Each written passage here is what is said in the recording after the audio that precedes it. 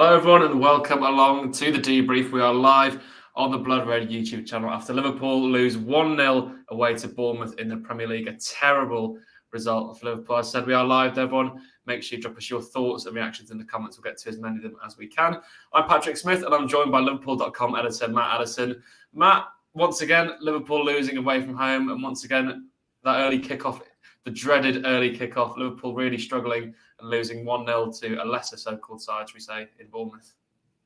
Yeah, it just felt exactly the same as the Forest game, didn't it? There's been other games this season that just things start to go against Liverpool and suddenly, they just can't turn the tide. I think if they'd have gone 1-0 up in that game, if they'd have scored when they had those probably 6 or 7 chances in the first few minutes, first 10 or 15 minutes, they had so many good openings. They looked like they were going to just carry on what they did last Sunday, but just couldn't find the goal, cleared off the line, should have had a bit of better finishing at certain points, but it just felt like as soon as they went 1-0 down, it completely changed the game. And I felt the exact same last weekend. Thankfully, Liverpool went 1 up against Manchester United rather than 1 down. But it's hard to look past it being a mentality issue. I think it's hard to look past that because you're just looking at it and thinking if they concede first, they'll lose. If they score first, they'll win. And, you can't score first in every single game. Sometimes you are going to have to sort of do something to change things. You're going to have to try and just dig something out, but this Liverpool team just doesn't look as though it's capable of doing that at the moment. And yeah, it's inconsistent. It's really frustrating because they've been on such a good run. They've looked so solid. Defensively, they were just absolutely horrendous there today. I think Virgil van Dijk was awful, but Ibrahim Konate wasn't much better. Trent didn't have a great sort of period. Andy Robertson did okay. The goalkeeper couldn't really do much else, but the one thing that we have been able to say in the last 4 or 5 games is that they've kept clean sheets. They've been able to sort of have that build, the platform, to build from, and even that wasn't there today. So yeah, it was hugely frustrating. They are still in the race for the top 4. I still think they've got a really good chance of doing it, but that's more because the teams around them are just not as good as what they should be. And Liverpool are flawed, but so are everyone else, thankfully. Yeah, I mean, it's such a missed opportunity for the top 4, as you mentioned there, Matt, isn't it? I mean, Carl here in the comments has summed it perfectly. We perform like Robin Hood, take from the rich and give to the poor, shambles. I mean, it really sums it up, Matt. They've lost so many games on the road this season. They've only won 3 matches all season away from home. I mean, it's a terrible record. Why do you think they keep losing these matches away from home or not winning these matches away from home? I honestly, I don't know a clue. I don't know why they can perform like they did last weekend and then what they have done this weekend. It's not just the away from home thing. They've been really poor at times at Anfield as well, but it does feel like, again, you have to go back to that mentality. It's a kind of, they almost believe their own hype. You don't like to say these things about these players because they are, ultra professional, and we don't know exactly what each of them is thinking. We don't know exactly what the mentality has been, but you look at one result one week and one the next, or even just the result that they had at Anfield against the same team. They beat them 9-0 and then they've gone and lost 1-0. It's just completely baffling. They just don't seem capable of stringing together a run of results. And the only explanation I can come up with, and as I've been doing my analysis, is that the game went on for the piece that's gone live on the website that people can check out. It does come back to the midfield, I think, all of the time, all the way through this season. That's been the problem. I don't want to dig any players out, and clearly it's nothing that Stefan Bajcetic could have done necessarily that would have changed things. But I think you look at that midfield, Elliott, Fabinho and Bajcetic, it's a midfield that if Liverpool go 1-0 up, they probably go on and win 3 or 4-0.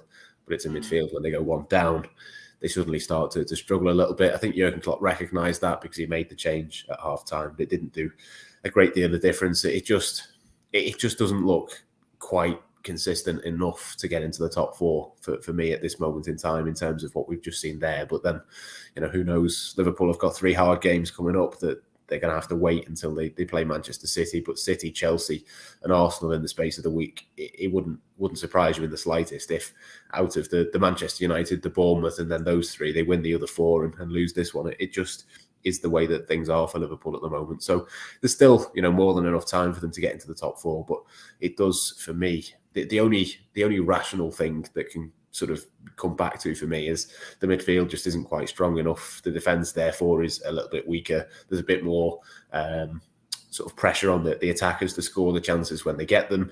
That only increases then when you go 1-0 down. It kind of just spirals, and they can't seem to change that at the moment. But look, that's not me digging out one certain area of the pitch or a particular player.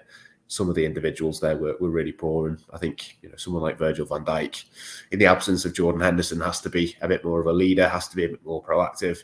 I think you look at someone like Mohamed Salah, the penalty, yeah, it can happen, but the rest of the game he was completely anonymous as well. So some of the bigger players need to step up for Liverpool. I'm still reasonably confident, weirdly enough, that they will get into the top four, but it only takes a performance like that for your sort of foresight and vision to be a little bit blurred.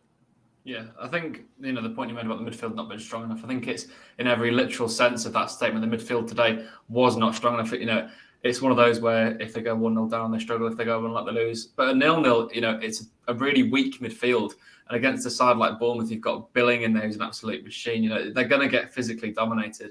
And I really think that's what the recruitment in the summer needs to focus on in the midfield specifically, because there's no physical presence, really. There's no, the classic Liverpool midfield, even when it was James Milner and Gino Wijnaldum alongside Henderson, they're all physical, they're all quick. They'd run all game long, they'd batter opposition midfielders.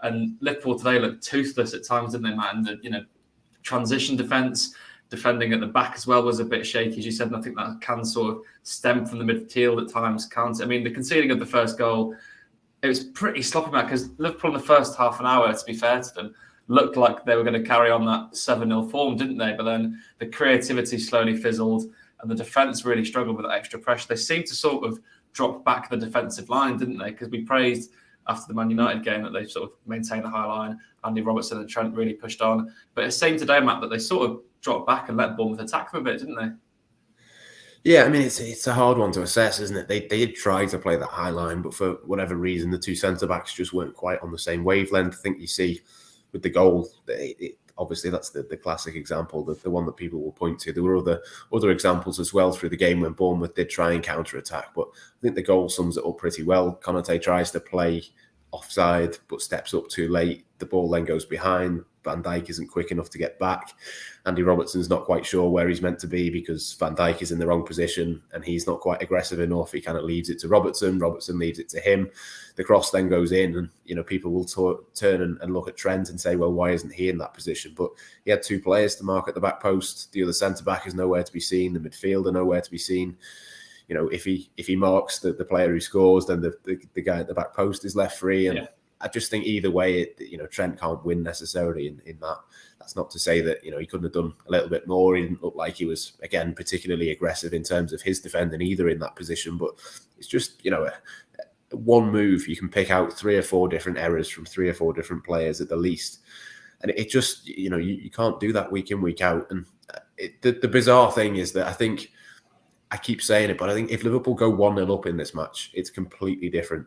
Jurgen Klopp even said it in his post-match interview just then on BT Sport. He said if Mohamed Salah scores that penalty, he'd probably fancy Liverpool to go on and score and go on and win that game. And it doesn't excuse the rest of the performance, but maybe they can just get away with it. But it's baffling that they need that confidence boost. You'd think after beating Manchester United 7-0 last week, the last thing that they'd need is to go a goal ahead to start being confident again. They should have come into this one absolutely flying, raring to go. Real Madrid on Wednesday night, nothing really to lose, I don't think, in that match. I think that the tie is probably already over, but it's an opportunity to go there and sort of put in a bit of a statement performance. But now it's almost back to square one again. You're thinking the Manchester United result feels a long time ago, and like I say, they shouldn't excuse me, shouldn't need that. Yeah, no, absolutely. The point you're making there, I think specifically with the defence, it's so strange. They seem so harmonious. There was that consistency in the last 5 league matches that saw them get 5 clean sheets. And it's so strange. It seemed like there was a real struggle in communication today. Maybe that was it, but they were doglegging so many times and allowing Bournemouth the opportunity to hit them on the counter, with the gaps that they'd create via doglegging at the back. Really, really strange one. But the other problem as well, Matt, I think, in attack is that creativity against the lower block. As you said, the Forest game was so similar against these so-called lesser sides. They do dig in. They do park the bus. I don't want to use that phrase for want of a better one. But what do Liverpool need to do then to counteract this? Do they need to get a creative midfielder in the summer, such as a Coutinho mould player to play in centre midfield? or is it a tactical problem, do you think? I don't know. It's a strange one. I thought it was a little bit strange that Harvey Elliott was the one that came off at half time. I wasn't particularly disappointed with the way that he played in that first half. I think he did okay. Cody Gakpo did okay in the 10 position. I just think you've just got to take your chances. It wasn't like Liverpool struggled to create opportunities to score in the first half. It's just, particularly away from home, particularly against a team like this, where you know that they'll be a little bit wary from what's happened earlier in the season, from what happened last weekend. You know, if Liverpool just score in that first 10 or 15 minutes and take the opportunities when they come, we're having a completely different conversation. They created from set pieces as well. The Van Dijk one was a little bit unlucky to not score from that header.